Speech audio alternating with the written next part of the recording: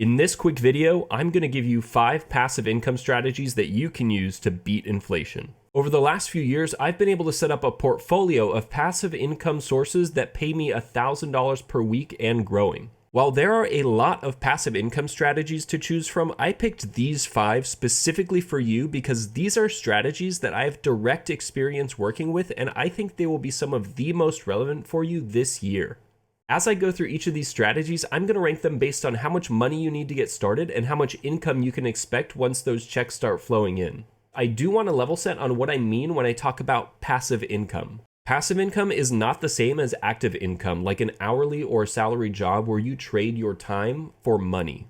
With passive income, your ability to earn more stays the same or increases without having to sacrifice more time. That does not mean that building passive income is easy, and that's why I'll also be ranking each of these strategies based on how much effort they take. The first passive income strategy that I want to talk to you about is investing in dividend stocks. Dividend stocks have been around for a long time, and the reason that I'm including them in this list is because they get often overlooked as a source of passive income, and it's very easy to get started. When it comes to effort, I would give dividends a 1 out of 5 because all you need to do to get started is download an investing app like Robinhood, transfer money from your bank, and choose which dividend stocks you want to invest in. From there, you just sit back, relax, and watch as free money gets deposited into your bank account every month or every quarter. The catch is that those checks might not be as big as you want them to be. Let's say you want to make an extra $500 per month in dividends, which works to about $6,000 per year. Let's figure out how much you would need to invest in a high dividend stock like AT&T, which pays a current dividend of about 6.6%. To do this math, we're going to take our desired annual amount, or $6,000, and divide it by our dividend yield, which is 6.6%. In our calculator, that's going to look like 0.066. This shows that we need to invest over $90,000 just to get $500 per month in passive income. That is why dividend investing gets a 5 out of 5 for money required and a 1 out of 5 for income potential. Next, we have rewards programs, and for this video, I'm going to focus on credit card rewards. You see, many credit cards offer cashback rewards, typically between 1 and 5% depending on the program. That means that banks will pay you money just to use their cards when you make your purchases. And because you don't have to change anything about the way that you spend money other than using credit cards when you do so, I'm going to give these a 2 out of 5 when it comes to effort. The reason I give these a 2 out of 5 and not a 1 out of 5 is because you do have to go through a credit application, which can take about 30 minutes and will put a temporary ding on your credit score. Additionally, it can get a little complicated if you're trying to optimize your credit card rewards because each program is a little bit different and you'll have to keep track of which card to use on what types of spending. But because you don't have to change anything about your personal spending habits, I would rank these about a 2 out of 5 when it comes to how much money it takes to get started. Lastly, for income potential, I would rate these about a 2 out of 5 because the results can be pretty good. For example, in 2022, the average American household spent $73,000 on total expenses for the year. If you were to put all of that spending on just one rewards card like the Chase Freedom Unlimited at 1.5%, you would have made over $1,000 in 2022.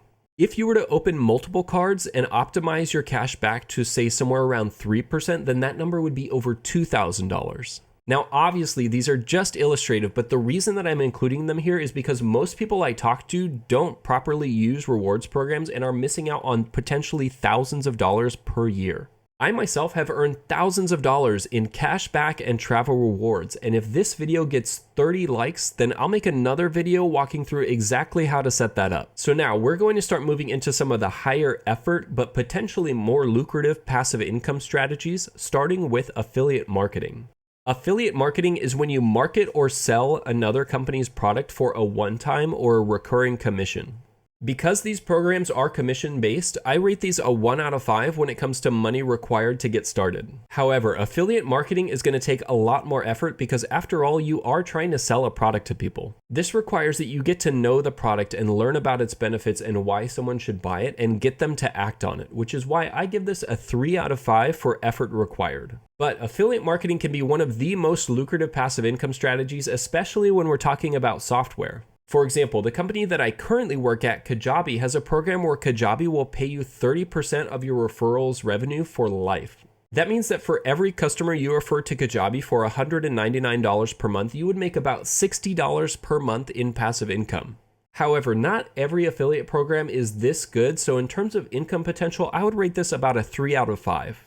Fourth on the list is my current favorite, and that's real estate. And for this video, I'm going to specifically cover turnkey Section 8 rentals. This means homes that are priced well, typically in the Midwest, and can be rented out to tenants through Section 8. Section 8 is a government-backed housing program for low-income renters, and what it means is that the government usually covers 90 to 100% of the tenant's rent.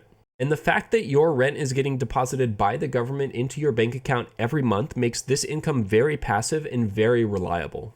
Most of the properties that I look at in the Midwest region are priced between $80,000 to $100,000, meaning you only need about $20,000 to $25,000 to get started. So I would rate this about a 3 out of 5 when it comes to income required to get started.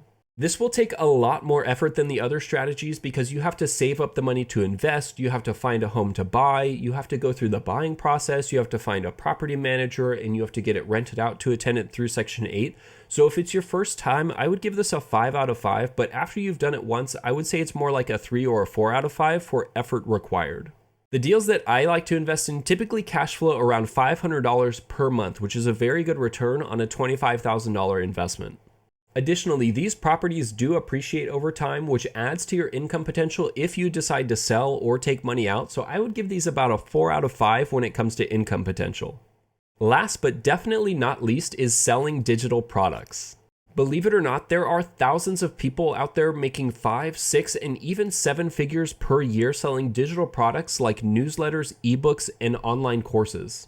My favorite part about this requires virtually no money up front as long as you have a laptop and an internet connection and a smartphone with a good camera if you want to do some filming.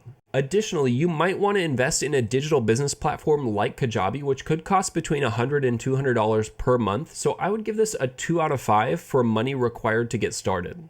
Of all the strategies here, this one definitely requires the most effort, but it can also be the most lucrative. That's because you have to create a product that people want to buy, you have to market it, you have to get people to buy it, you have to accept payments, you have to respond to customer questions, and everything in between. Luckily, platforms like Kajabi allow you to do this all in one place, but it still takes an incredible amount of work, so for effort required, I would give this a 5 out of 5. In my opinion though, the effort is well worth it because running an online business is one of the most lucrative passive income opportunities that exists today. Let's go through an example, and let's say that you have a $99 online course on how to use Microsoft Excel. In order to make $150,000 per year, you would need to sell about 1,500 units. That works out to about 4 customers per day. And if your product's landing page converts at around 2%, then you would only need about 200 web visitors per day, which is pretty easy to get. So that covers 5 passive income strategies that you can use this year to beat inflation. If you want to see a deeper dive on my favorite passive income strategy, which is turnkey Section 8 real estate, then check out this video or subscribe to my channel where I post content like this every week.